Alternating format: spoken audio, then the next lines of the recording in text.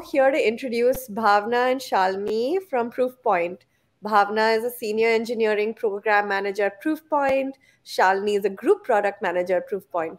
We will now be hearing from both these ladies on their unique journey to cybersecurity and how you too can begin a career in cybersecurity. Welcome, Bhavna and Shalini. Thank you, Sukrita, for the introduction.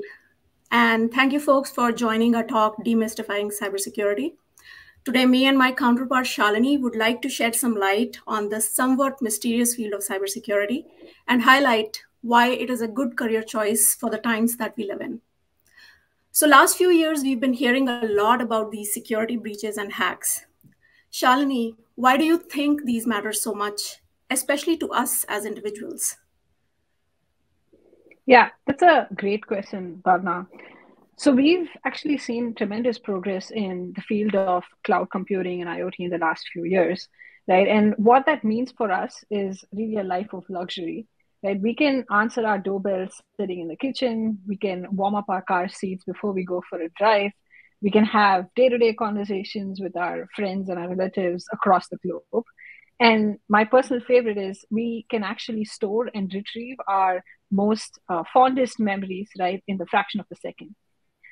But while the world has become a more connected and a more convenient place for us all to live in, we are seeing that it's now turned into a gold mine for attackers, right? So we've seen attacks ranging from small pranks all the way to more serious risks where car hackers hijack millions of vehicles and they can control where you drive.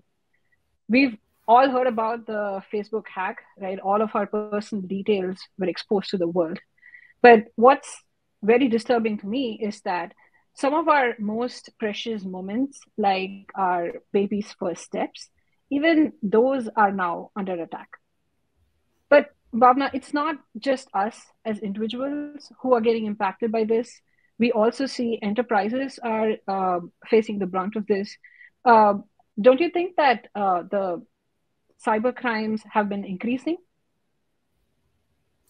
Absolutely, you're right, Shalini. The rise in cybercrimes itself has been exponential, resulting in an equivalent increase in the cost. So in 2015, the cost of cybercrimes was around $3 trillion. It doubled itself by 2021 to $6 trillion. And now it is projected that by 2025, it is going to be around $10.5 trillion. Now, these costs include things like theft of intellectual property, personal and financial data, as well as the cost of fraud and reputational harm, just to name a few. So as you can anticipate, the demand for cybersecurity professionals is rapidly increasing. And it is projected that by 2025, there will be 3.5 million fewer cybersecurity professionals than the actual number of available jobs. So Shalini, how about we give our audience a little bit of insight into a couple of these hacks or attacks and how things unfolded? You have an interesting example to share with us today about software supply chain compromise, right? Yeah, that's right, Bhavna. So the SolarWinds attack, this actually happened in 2020, right? But then the security community is still talking about it. Because if you look at most attacks, they go after one organization. What these attackers did is they went after one company that whose products are being used by thousands of organizations, right? So what the attackers did was they introduced malicious code into one of the software updates, and 18,000 organizations ended up downloading it. 20% of those institutions included federal ones, right? So think Department of Homeland Security, Department of Energy, and it took them over a year to actually discover the attack. So as you can see, this was a pretty sophisticated attack. So let's go a little bit behind the scenes to see how the attackers did this. So the actors who were behind this was a Russian group called Cozy Bear. And the first thing that they did is they got into the code base of SolarWinds. They introduced malicious code into one of the software libraries that was being used as part of the update. And this malicious update went out to thousands of organizations. SolarWinds, in the meanwhile, was absolutely oblivious to all of this stuff because they didn't have any security tools that were monitoring their code base for malware. Now, after the updates got pushed out, it's not like the attackers acted immediately, right? They took their own time, and they were not after these small financial gains. So what they did was they actually monitored all the systems, and they were looking for software products, right? They were figuring out which versions were running so that they can identify vulnerabilities in them. Similarly, they were trying to figure out which security products were running so that they can figure out how to evade them. So using all these attacker techniques, and they maintained a very low footprint, and they ended up uploading a lot of confidential data, right? And some of that data also included details about the sanctions that the US had posed against Russia. So the big takeaway here, right, is that attackers are getting more and more sophisticated, and the scale of impact that they have is increasing. But Bhavna, we also saw another attack where these threat actors, they were bold enough to go after critical security infrastructure. Could you give us a little bit insight about that? Yes, sure thing, Shalini. So this was the Saudi Aramco attack, and it was very interesting in the sense that it highlights the threat to our critical infrastructure. To give a little bit of background, the target of this attack was an oil and gas company in Saudi Arabia, in which this huge oil company Aramco had a big stake. Now, the attackers targeted an industrial control system using what we call a multi-stage malware. This malware was injected using either a phishing email or a physical USB stick into the company's network. Now, what was this malware capable of? It could spin the rotating parts of the control system and make it unstable so that eventually the machine would break. And if that machine or equipment breaks, it actually means a loss of life. Now, the reason this attack did not fully materialize was due to a slight misconfiguration on the part of the attackers. This error actually caused the fail-safe mode of the equipment to trigger, and as soon as that anomaly was detected, the whole equipment shut down. Now, obviously, that meant a loss of productivity, but it did not at that point mean a loss of life. Now, why does it matter so much? Because this same control system that was targeted is used in thousands of plants across the United States, thus highlighting a major threat to our critical infrastructure. Further analysis revealed that the complete file library of this malware was constructed using 5 different programming languages, as well as it took more than a year to build the entire malware. So you can imagine, to build something of this scale and sophistication needs a huge amount of resources, which obviously points a finger to some nation state. Now, what's the main lesson here? That we need to do much more to protect our critical infrastructure. So Shalini, let's assume that a few folks from our audience are actually thinking to transition to cybersecurity and help solve some of these very, very difficult problems and prevent some of these crazy attacks. How about we talk a little bit about our career journeys and how we landed in cybersecurity? Let's hear about your career path first. Yeah, sure. That sounds good. So my first exposure to cybersecurity was when I took a couple of courses in grad school. I got introduced to cybersecurity when I was part of my computer science program. But what was really interesting is we had a hands-on lab where we were asked to attack each other's systems. And that was really exciting, and I loved it. Right? So that was the moment I decided, okay, I'm definitely going to get into cybersecurity.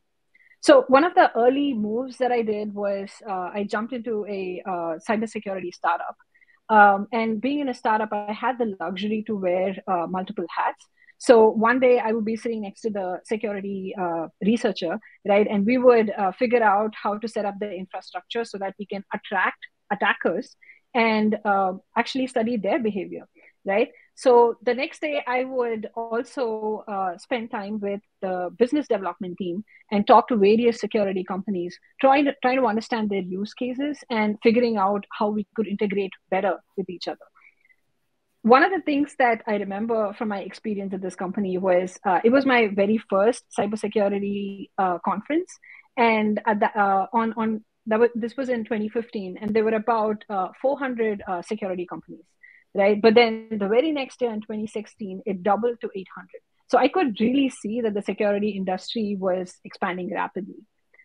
And in the next few years, I saw that it wasn't just that the security industry alone was expanding, but it was also making an impact on the other domains as well. So, for example, I was working on this networking product, right? And it was leveraging a latest networking technology called software-defined networking, right? And we were actually able to convince customers that even though this technology was super helpful and growing at the rate of 40% year over year, it still had some major security flaws and they couldn't deploy it without that. So all of a sudden, we saw the whole security industry and the networking industry kind of collide, right? So we saw the networking guys try to implement security features, and then from our side, we were trying to implement networking features. And we actually ended up hiring quite a few networking professionals to help understand that side of things. And in my current role now, right, I've been exposed to multiple other domains, right, whether it's endpoint or whether it's the more recent ones like cloud. But what really has left an impression on me is my role as a product manager has taught me that I have to work with so many different individuals in order to build a good security product. For example, Bhawna, when things are, when attackers change their techniques, right, like the ones that we saw with SolarWind, we have to respond immediately, right? So we have to work with people like you so that we can ship our software quickly. Similarly, I have to work very closely with the user experience team so that we are able to develop products that are more intuitive to the customer, and they're not wasting time figuring out how the product works. Right. Similarly, I also have to work with sales and marketing so that they understand the value of our product, so that in turn, the CISOs, they can explain to their board and their CEO why they need to spend more on cybersecurity. Right. So I guess I would say over the last few years, or like the last 15 years in cybersecurity, I've kind of become a little bit wiser. And I feel that all you really need, to be honest, is a good heart to make the right kind of impact in cybersecurity. And Bhawna, I think this was a very traditional path for me, right? I came from the computer science program and I jumped across various cybersecurity industries. But you were from a completely different background and you ended up in cybersecurity, and it was a bit of a non-traditional path. Could you give us a little bit about what you went through? Sure thing, Shalini. Thank you for sharing your journey. Very inspiring. Well, absolutely. My background is in electrical engineering, and that's where actually I spent the first 9 years of my career. I was working at Schneider Electric in an electrical engineering capacity, and my life at that point was, about these equipments like generators, transformers, uninterruptible power supplies, or all the things that you find in a data center. Now, while I was there, I decided to get my MBA and started thinking about making a change. Basically, what is it that I want to do in my career next? Now, this was around 2013, 2014, and it was a very dynamic time. And the reason I say that because digitization was really picking steam. I took a few classes on disruptive technologies and digitization and did some extensive research in these areas. And the three technical innovations of that time that really stood out to me were, one, Internet of Things. We had now these billions of devices that were collecting tons of data. Second, big data itself. The new data generated every year by these devices was growing by trillions of gigabytes. And third, cloud computing. That reflected the movement of this huge amount of data as well as applications to the cloud. Now, during my research, one thing that I was discovered was that all these areas are profoundly impacted by one thing, cybersecurity. Imagine one of your IoT devices, like your Ring camera or your Ring doorbell or your digitized fridge, is not protected properly, and the hackers use that to get into your home network and access all the information. Imagine the kind of information we store in the cloud. It could be financial records, health data, personal information. If that data falls into wrong hands, it can be used for all kinds of nefarious purposes. So for me, that was enough motivation. I felt it is an opportunity to make a real difference as well as do good at the same time. Now, the key was, how do I make this transition from electrical engineering into the cyber world? Now, during my time at Schneider, one thing that I had done was build a strong base in project and program management and data analytics. And these skills are very transferable. So I thought, how about I leverage these skills along with my MBA and look for a role in cybersecurity that values what I bring to the table, but at the same time gives me an opportunity to learn about a new area. So simultaneously, I started reading a lot on cybersecurity to increase my basic understanding. So it did take me some time and a few rejections to really fine-tune my message and eventually land a role as a business operation analyst at Norton Consumer Business Unit. Now, at this point, I was really surrounded by cybersecurity professionals and started building some practical understanding in this area. A year later, I was able to transfer into a proper program manager role, supporting the development and launch of products in the areas of consumer security and identity protection. Then in 2021, I decided to make a pivot because I wanted to learn a bit more about the enterprise side of cybersecurity. So I joined Proofpoint. And in my current role, I am supporting development of email security products and gaining some good knowledge and understanding of this domain. So folks, my main message is, if you are thinking of making a leap, put in the hard work, identify your transferable skills, and take a calculated risk, and believe that everything will work out in the end. So those were basically our journeys. Now, let's say if you are thinking of making this transition, Shalini and I have a few next steps identified for you. The first one is definitely to increase your knowledge. And you can do that either by taking online or hybrid courses using one of these platforms that we have identified. If you're looking to get into more technical stuff, then some of the universities, the very good ones, offer these 6-month boot camps like UCI, UC Berkeley. And to keep your knowledge up to date on an ongoing basis, Shalini and I and a lot of other cybersecurity professionals leverage podcasts. We have listed some of the good ones here. Risky Biz, Discarded is our own Proofpoint podcast, and there are many more. So by all means, please do your research and you will find a lot of resources that are available to increase your knowledge. This is a great list, Bhawna, and CISO series is my personal favorite. Well, if you found this interesting, you can read a little bit more about the other cybersecurity companies and maybe get started on your security career.